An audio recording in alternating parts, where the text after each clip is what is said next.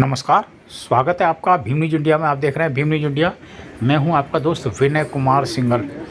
आदिवासी मीणा समाज उत्थान समिति कोटा जंक्शन द्वारा आज हरियाणा में एडीजीपी वाई.पी. कुमार को आत्महत्या करने के लिए मजबूर करने के विरोध में आज राष्ट्रपति महोदय के नाम जिला कलेक्टर कोटा को ज्ञापन दिया। बताते चलें कि आदिवासी मीणा समाज के साथ कोटा के डॉक्टर भीमराव अंबेडकर समिति के पदाधिकारी और भीम आर्मी आज़ाद समाज पार्टी के लोग भी थे। आप देख रहे हैं बड़ी संख्या में लोग उपस्थित थे और बाबा साहब डॉक्टर भीमराव अंबेडकर की प्रतिमा स्थल पर इन लोगों ने जय भीम के नारे लगाते हुए उद्घोष किया। काफ़ी संख्या में लोगों में दलितों पे हो रहे अत्याचार के बारे में रोष व्याप्त था। यही कारण है कि सीजीआई के ऊपर जो बदसलूकी की गई है उसके साथ भारत में उत्तर प्रदेश के रायबरेली शहर में हरिओम वाल्मीकि की जो निर्मम हत्या की गई है उसके लिए भी लोगों में रोष व्याप्त था। आप देख रहे हैं भीम न्यूज इंडिया।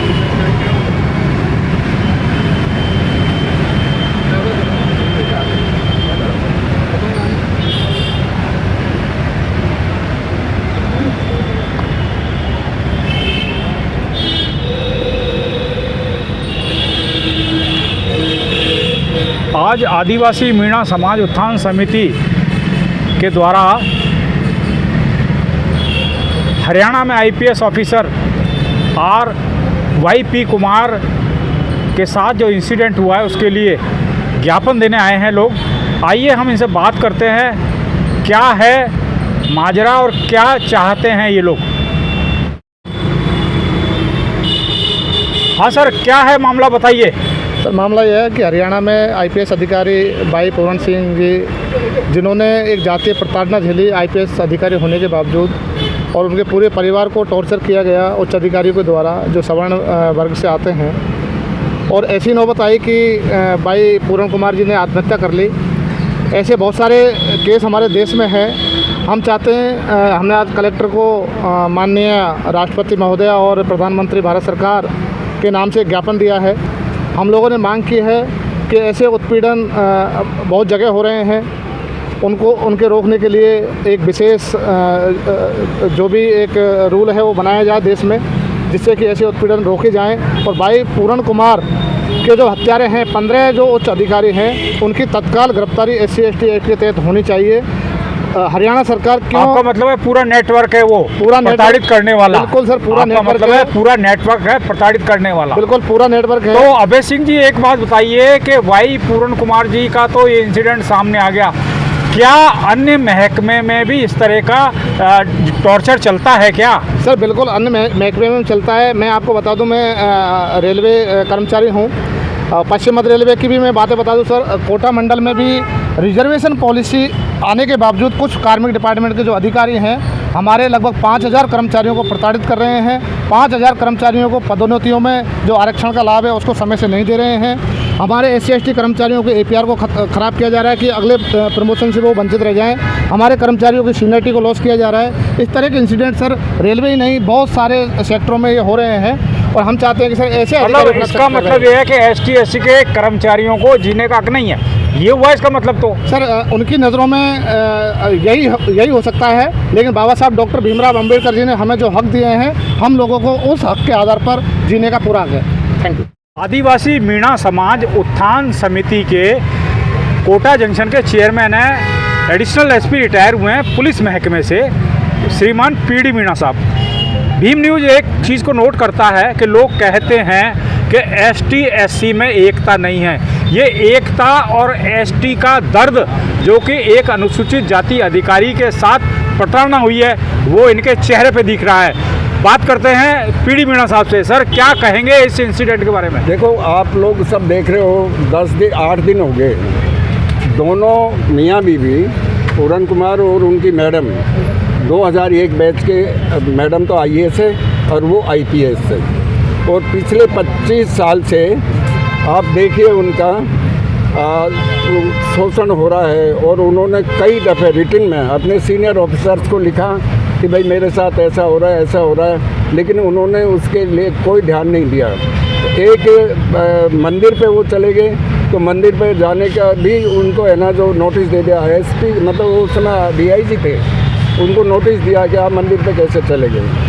तो अब लास्ट में ऐसा हुआ है कि आज से 15 दिन पहले PSO उनका पूरन कुमार जी का और साहब खुद वो ऊपर से नीचे वाली लेवल में पुलिस में छोटा कांस्टेबल है, टॉप पे DG होता है, वो एडिशनल DG रैंक का अफसर है। वो अपने PSO के साथ में, अपने गनमैन के साथ में वो बैठा हुआ था। PSO कांस्टेबल हेड कांस्टेबल होगा, तो वहाँ का जो SHO है उसने पकड़ के उस PSO को उतार लिया, उतार करके और उसको वहीं पे कहा, उस इंस्पेक्टर ने, आप देखें इंस्पेक्टर की हिम्मत, एडिशनल DG को कह रहा है कि अगला नंबर आपका है, और उसको ले गए 4-5 दिन टॉर्चर किया, ज़बरदस्ती उससे हाँ करवाई कि भाई आप ये बोलो कि ये 2.5 लाख रुपए मंथली मैं पूरन कुमार जी के लिए ले रहा हूँ। बाद में FIR हो गई।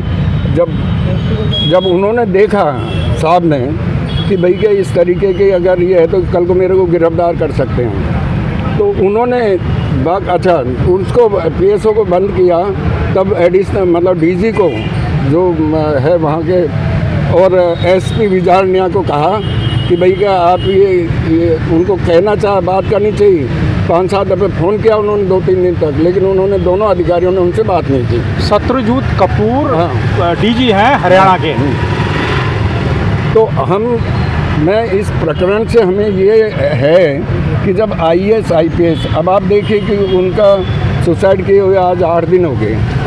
उनकी पत्नी IAS है सीनियर, वो भी ऊपर से नीचे की लेवल पे है, वो भी एडिशनल चीफ सेक्रेटरी रैंक की है। जब उनकी सुनवाई नहीं हो रही, उनको पोस्टमार्टम के वो कह रही है कि भाई इस DG को और इस SP को तुरंत गिरफ्तार करो।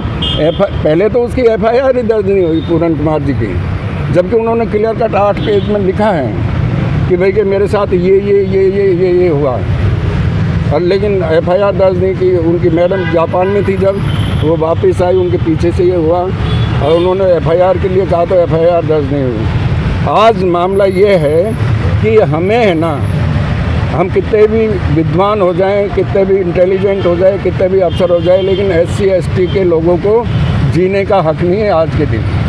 और हमारा हम ये दर्द समझते हैं कि एक IPS ईमानदार अफसर है, 2.5 लाख रुपए मांगेगा कि एडिशनल DG रैंक का अधिकारी, आप बताओ। उसको ज़बरदस्ती है ना जो एक जाल में फंसा के और वो उनको गिरफ्तार करना चाह रहे थे। ये तो हरियाणा का मामला है, क्या राजस्थान में भी ऐसे इंसिडेंट होते हैं क्या? 1 मिनट, दूसरा एक और बता दूँ, राजस्थान का बाद में आऊँगा। आपके सुप्रीम कोर्ट के चीफ जस्टिस है, चीफ जस्टिस साहब गवई साहब SC दलित वर्ग से आते हैं, और आप देखिए कि उनके ऊपर जूता फेंका गया भरी अदालत में। इन पे देखा नहीं जाता। आप है ना जो कहीं पे भी अगर बैठे हो तो वो आपको दबा के रखना चाहेंगे, आपको जीने का और आपको नौकरी करने का सम्मानीय तरीके से अवसर नहीं है। ये है।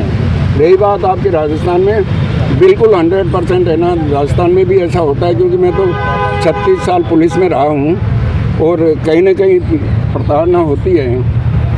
लेकिन मैं आपको इससे अलग हटके एक चीज़ कहना चाह रहा हूँ कि हमारे जो नेता हैं, जो MP है, MLA है, मंत्री है, चलो हम तो पढ़ लिख के वहाँ तक पहुँच गए, लेकिन वो जो MLA और MP है, मंत्री है, वो तो रिजर्व कोटे से बने हैं ना।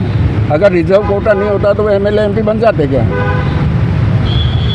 BJP में जो ये लोग हैं स्लीपर सेल का काम कर रहे हैं। अर्जुन मेघवाल तीसरी दफ़े सांसद है या दूसरी दफ़े, इन्होंने कहीं बोला इस मामले के लिए भाई के ये SC का आदमी? अभी थोड़े दिन पहले तो बीकानेर में वो ऊंट गाड़ी में घुमा रहे थे चीफ जस्टिस को, आप कह रहे हो वो कितना सम्मान करते हैं। कुछ नहीं, आप ये कोई घुमाना हो तो अलग चीज़ है। आज ज़रूरत पड़ी है ना, बोले क्या वो कुछ घुमाया मान लो चीफ जस्टिस साहब को, तो उनके लिए बोला कि पीडी मीणा साहब, एक बात बताऊं आपको, जी। अंबेडकर समिति के अध्यक्ष है चतुर्भुज खींची। जी आज आदिवासी मीणा समाज का ज्ञापन था, जी। चतुर्भुज खींची अपनी टीम को लेकर आ गए, इनके साथ एससी के लोग ज़्यादा हैं, आपके साथ कोई प्रताड़ना होती है जी। आज के बाद तो क्या चतुर्भुज खींची नहीं बोलेंगे? तो आप ये बताइए कि अर्जुन राम जी मेघवाल क्यों नहीं बोले? बोलना चाहिए कि नहीं बोलना चाहिए, बताओ। उनको बोलना चाहिए ना, मैं यही तो कह रहा हूँ कि वो क्यों नहीं बोले। भाई आज केंद्र में बैठे हैं, आप मंत्री हैं, आपको क्या मोदी के पीछे भगने का ही वो है क्या? आपको उसके पीछे पीछे चलते रहो?